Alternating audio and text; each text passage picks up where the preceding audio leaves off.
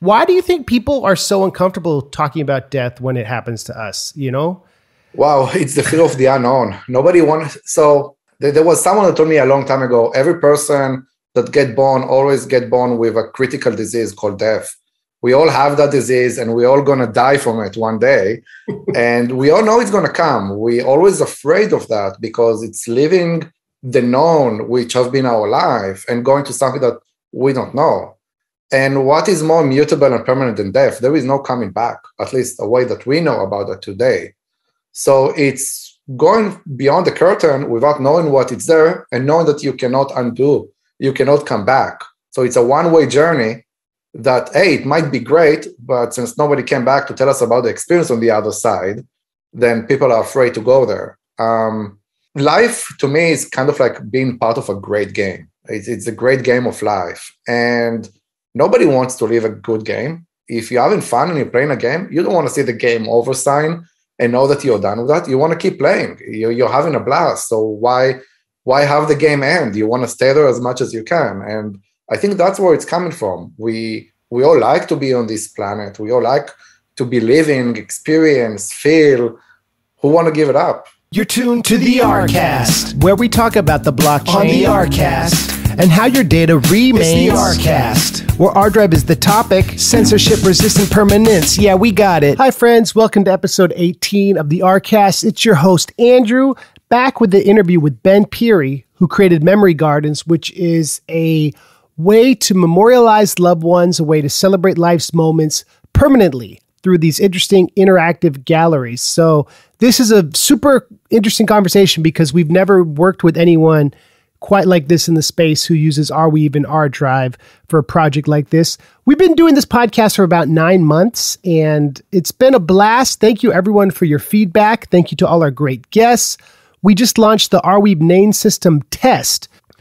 So if you want to try out a name on arweave.dev, you can go to pilot.ar.io to get started, and then pages.arweave.dev to figure out how to set up your page. I just did a video about some of the interesting pages that people have been testing. You can check out mclars.arweave.dev for a little page I put together. So check that out because that is still running, and we'd love to have people trying out our new Arweave name system and the ANTs, which is the Arweave name tokens. So for more info, check out the Twitter, ArDrive app on Twitter, and AR_IO_network on Twitter for info on this. Inferno is still at large. It's still happening. We are giving out ArDrive tokens to the top 50 uploaders who upload over 100 megabytes. So be sure to check out the leaderboard at inferno.ardrive.io. And you may not realize, if you're uploading, you may not realize that you are participating in Inferno. So shout out to all of the uploaders. So this is my interview with Ben at Memory Gardens. They just finished the alpha and the airdrop whitelist registration is still open. So be sure to use the special whitelist code for our community members, which is rdrive675, and you can test out Memory Gardens. So this is my interview with Ben.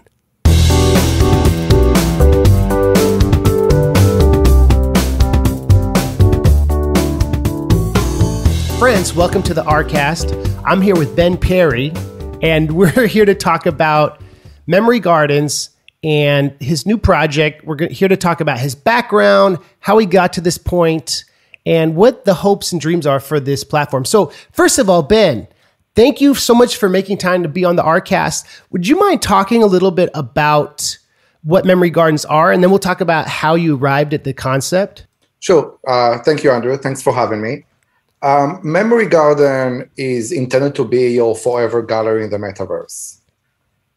The core concept behind that is that everybody wants to leave a legacy behind them and everybody wants to be remembered. People back in the history used to go for wars, did amazing feats and everything so they can be written, or the name can be written in the books of history. Today, it's much simpler. You have the Arweave, which is the permaweb, and you can record your legacy over there. So it's all about making it accessible for the end users and make that as an immersive experience of telling a story. Because a story, the way it stands, it's beyond just pictures or words. It's a combination of content, whether it be words or pictures or videos, and emotions that are activated behind the story. So Memory Garden is there to serve two things. One, storing that content using Arweave and ArDrive and placing that on the blockchain in a decentralized fashion. So it will be immutable and will last for 200 years. And then work on how the data is being consumed and experienced when the user want to view the content that they have placed in Arweave. That's really cool. So this idea that now anyone can be immortalized if they can set up with memory gardens and live forever in a way that they couldn't before, because like Napoleon, he would have had an interesting memory gardens, right? So that's actually a great example. And it goes to two sides of things. So there is the story that you want to tell about yourself, and then there is a story people tells about you from their perspective. So Napoleon's history was mostly written by people post-mortem, and they created the content about him. Maybe that's not the way that he wanted to be presented. So in Memory Gardens, we allow you to create your own story, record that when you're alive, and say what is important to you.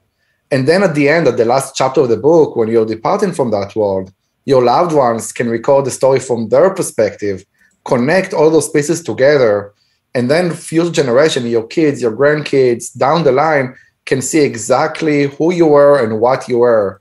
It's like ancestry on steroids, but instead of looking at where you came from in DNA, you're actually looking at the personal stories of those people and all the stuff that they produce throughout their lifetime, all the content, all the pictures, all the happy moments, sad moments, whatever that will be. It's really cool. And it's interesting for anyone who's a fan of storytelling, which I found a lot of the Arweave community is very interested in this. And like, I know you're a video game fan, you like music, just from like our meetings before, like you're a fan of creative storytelling. So can you tell us a little bit about how you got to this point, maybe some of your background before Memory Gardens? Yeah. I have been a corporate goon for a very long time. So being in the corporate ladder since I can remember myself. And my last position was actually in JP Morgan Chase. I was doing a lot of the cloud architecture there and cloud security for the online platforms. But that's kind of like a year ago that I left the Web 2 world and moved to the Web 3, which is in Web 3 world is like dog years. So it feels like 7 years since I left. The journey for me to Web 3 was a long one. I've been in the industry for quite a while and started mining Bitcoin when the first ASICs came out and then did the Litecoin when it came out. So I've been there, I've seen things, and I always loved the tech, always been an investor, always got involved in the community. I was actually part of other projects in the past. None of them actually made it to market, but if you don't try, you don't know. This one, the Memory Gardens idea came from COVID. So sitting at home and all the doom and gloom around you, you're like thinking a lot about what does it mean to live? What does it mean to die? What does it mean when you're departing the world? And can you leave something behind you after you leave? And I came to a conclusion or understanding that, in my opinion, we as a people, we are hardware and software. The body is the hardware, the soul and the mind is the software.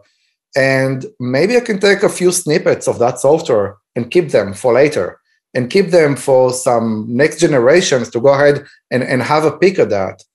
I'm thinking about, I told my daughter about my school and how I grew up. When I grew up back in Israel, and I was in elementary school, we had 45 to 50 kids in one classroom. She cannot understand that because she is living in a world where she has like 15 kids in class and she has a really good facility and everything. And trying to bring her to that moment and trying to explain how it was for me is impossible. She would not get that experience. But what if I could go ahead and capture that? What if I can go ahead and create a 3D gallery that looks like my classroom in the past? Put the pictures of all my classmates, how I was when I was 6, 10, 12 years old, and then I could have showed her that. The connection and the bond that you can have by sharing those memories and bringing people to your perspective and your optics and how you experienced life when you were younger or older, it's something that is very, very hard to do, because when you experience someone that comes from a different generation, they see it with their own optics, with their own lens, with their own interpretation. So how can you tell the story the way it was experienced by you? You need something to wrap around those pictures, give the experience, some music. I think in the future, we're going to have some sensual like smells and actually a good haptic. It will make it even better, but we're not there yet. So right now, the best thing we can do is something that is visual and audio related. And the more immersive it is, the more it encapsulates the entire story, the more you can go ahead and say what it was and get the other person that wasn't in that point of time to experience what you experienced. And by that, creating that connection. That's really cool. And it's really cool you thinking about how to communicate with your daughter and how to think about your legacy in the future. One question I had, which I was really impressed by, was the ability to be immersive, talking about haptics, maybe virtual reality. That's something that seems new in the Arweave world and that you're pioneering that as an idea. And I was wondering, if we could talk a little bit about why Arweave, how you discovered Arweave, and then the some of your thoughts on how to make it more immersive in the future, like with VR and stuff. Yeah. Sure. So the way I found about Arweave is looking for a solution for a long-time storage. The thought was, okay, if I'm not here anymore and nobody is paying the bills to Google or to Dropbox or wherever my stuff is stashed, how can I make sure it's lasting? And that's where Arweave was a perfect fit. And then a good interface into the Arweave blockchain was the R drive, which I choose to use. Everything is great. Storing data on Arweave is, for Web3, considers easy in my opinion. But there is other side of the coin is how you consume the data and how you experience the data. So going back to my story about my daughter, it's like if I'm going to show a picture of my school, it's too flat. It's not immersive. She will not comprehend that I was sitting in a classroom with 45 kids, 38 degrees Celsius, 105 Fahrenheit, no AC, no nothing, and everybody's cramped in a one small class. You don't get it by just one picture. You need to tell a story around the picture. So that's why, in my mind, to tell a proper story, the immersiveness is very important for the experience. I would love to take it as far as I can. Like my dream is to take the pictures of a person and not only have them on the wall as a gallery, but be able to actually render 3D characters out of him.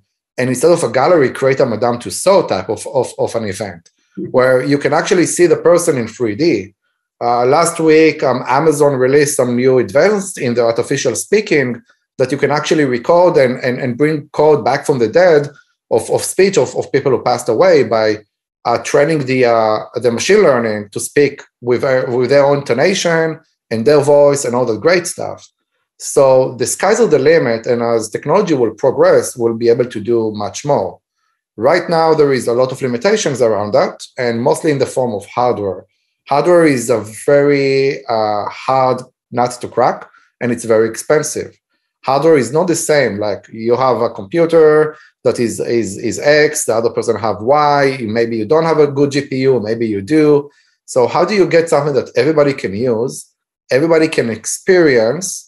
It's rich enough, but it's not putting someone on the outside that he cannot use. I think the known metaverses like Sand and Decentraland, and those guys did a really good thing by lowering the poly count, how it looks, how it feels. The problem that taking that approach makes it look like a game. And a game tells a fairy tale. It tells you something that was not real. And if you want to go and connect and be able to hook to a real experience, real life experience, making it look like a game is not going to service that in a good way. You want something that is more realistic. So it's a challenge between having something that is realistic enough that don't tilt your hardware and make it collapse, and that you also have a good experience, good frame rate. So it's always a balance between the experience and the usability on the endpoint of the customer. Wow, you answered that very well. That's a great analysis. And that seems like with any technology that's on the forefront, you're on the forefront of, those issues are common, right? Like how to make, it's a similar thing with permanent storage, how to educate people about it, how to like make sure people are able to use it. And have you heard of the concept of the uncanny valley? If you go in the smaller polygon direction, that could happen, right? And so you don't want to terrify people. Yesterday, KPMG Canada actually released a really nice video that they're finally in the metaverse, and they see like a video of the people like walking in the metaverse. And the thing that I saw like immediately came to my mind is like, oh, the uncanny valley, it looks so bad. It's like you go to the metaverse and you have those avatars. And when we're talking to people, there is the verbal communication, and then there is the face emotions, the body expressions. There are other layers of context beyond just the vocal one. And when you go to the metaverse and you get all those cartoonish characters and you're having a conversation with someone, it's almost like having a phone call. Actually using a Zoom or a Google Meet or any type of a platform where you can see a video is actually transmitting more information about the understanding and the intention of the other side. So I see a lot of that uncanny valley in the metaverse. And this is like one of the reasons why we didn't build in the existing platforms. And we decided to do our own thing because we wanted something that is really high poly and really bring things to life and are able to tell a story that we couldn't do when an environment looks such a low poly and looks like a game. One of the things we've talked about in our meetings is death is permanent. Death happens to all of us. And you had kind of like a sense of humor about it. Why do you think people are so uncomfortable talking about death when it happens to us, you know? Wow, it's the fear of the unknown. Nobody wants. So there was someone that told me a long time ago, every person that get born always get born with a critical disease called death. We all have that disease and we're all going to die from it one day. And we all know it's going to come. We're always afraid of that because it's leaving the known, which have been our life, and going to something that we don't know. And what is more mutable and permanent than death? There is no coming back, at least a way that we know about it today. So it's going beyond the curtain without knowing what it's there and knowing that you cannot undo.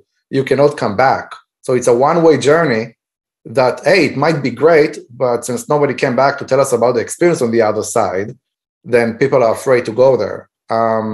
Life, to me, is kind of like being part of a great game. It's a great game of life. And nobody wants to live a good game. If you're having fun and you're playing a game, you don't want to see the game over sign and know that you're done with that. You want to keep playing. You're having a blast. So why have the game end? You want to stay there as much as you can. And I think that's where it's coming from. We all like to be on this planet. We all like to be living, experience, feel.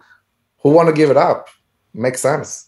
Yeah, you're right. It's that Buddhist idea of attachment, and attachment leads to suffering. Maybe memory gardens can help people detach a little bit and have less pain because they know that their loved ones will be able to remember them, and they can interact with the pictures and stuff. And I think that's an interesting way that like this project can be therapeutic, you know? Yeah. That's how actually it started for me. So one of the things, Memory Garden in the beginning started as focusing on pets that passed away. And I had to go ahead, and as part of the demos, I had to go ahead and test the product and create a lot of galleries. I had a dog, he was a Shih Tzu, 16 years old, that I had to give him wings last year. And it was a very hard thing for me because I see him as a family member, as everything. He was with me for so long. He moved from Israel to here to the US with us. Great friend for many years. And going through the process on putting his pictures on those galleries and creating all that content and all the testing for the product, it was really healing for me. Like before that process started, I couldn't see his picture without tearing up. It was really hard for me. But going and putting those memories on the walls, looking, organizing it, it gives you a sense of calm and understanding that, hey, you still have a part of him here. Not everything, but 0.5%, 1%, something is still here. It's not all gone. So it really helped me to deal with that grief and that process of grieving in general. And I wanted that for everybody. And that's where Memory Gardens came from. But we thought this is such a great idea that why just focus with the sad moments of life? Why not have all moments of life? You don't want to only remember the sad things. You want to remember all things. So then we open that to become like the forever gallery in the metaverse, and not just a cemetery, a virtual cemetery in the metaverse. That's awesome. So what if you were to create your memory gardens now, what would you have in yours? Things that like you'd want people to remember you now as your life is. What are some things you could think of? The product for me is allowing me to write my own memento. I'm not a good person that can write a good book or a good inspiration of text, but I can tell my own story. I can go ahead and get my pictures from childhood, how I grew up, how I migrated to another country, how I started my career, how my kids came to this planet to be, how I started my own business. Those are really interesting points. I would love to see those on my dad, my grandfather, my parents. They don't have that. I want to know them better. I can't. Those moments are not recorded. And even if they are in some cases, there are fragments of that everywhere. There is no cohesive timeline or story for me to go ahead and see who they were as a people. A lot of times as a kid, for a parent, you know them in one lens. You don't see the struggles and all the things they had to do in the back end to support you when growing up and becoming a person. So it's really cool in my mind to see it through their lens and how they experienced life and how they experienced my childhood. And then I can see how I experienced that, how they experienced that. And it allows me to appreciate them better and see, oh, wow, they really tried. They tried the best. They did whatever they can to help me become who I am today. What can you tell us about any plans coming up in the future? And where can our community keep in touch with you and learn about all the new cool updates? So for the updates, we have a link tree. It's a linktree /Memory Gardens. We have our Twitter, which is @MemoryGardens1. And we also have our Discord server and our website, memorygardens.xyz. In regard for the future, we have a lot of things planned out. We are creating new galleries and new experiences, so you can find the right capsule for your memories. Maybe you want to have something that have an Asian influence. Maybe you want something that have some Muslim symbols inside that. Maybe you want something that is look like an Irish old castle or something like that. We're going to create different type of assets that you can use to save the memories and tell the story the way you need it to be told. We will also gonna work with specific vendors to create a unique experience from a vendor perspective. For example, if you have your favorite beer company that you like, you're gonna have a space in like a garage that is decorated like that beer company or that beer logo in that style, and you can put all your great pictures of your bros or your latest fishing trip or whatever it was in that placement. So we're going to create stuff that is generic and stuff that is more proprietary and targeted to a specific brand, feel, or something around that. Keep your eyes open for all the exciting things with Memory Gardens, because we've worked with a lot of different projects and nothing has ever been quite like this. And it's really interesting to me as a fan of history, permanence, and a fan of telling these stories. So Ben, this is awesome. Thank you for having time to talk. I appreciate it. Thank you for the time, Andrew. I really appreciate that. What a guy. Check out Memory Gardens. And as I said before, the code for the whitelist is RDrive675. I'm Andrew. Please tweet us a link to your perma page or your Arweave name system test. We're excited to see everyone's awesome projects, and be sure to keep participating in Inferno. We'll see you in 2 weeks. Thanks for listening.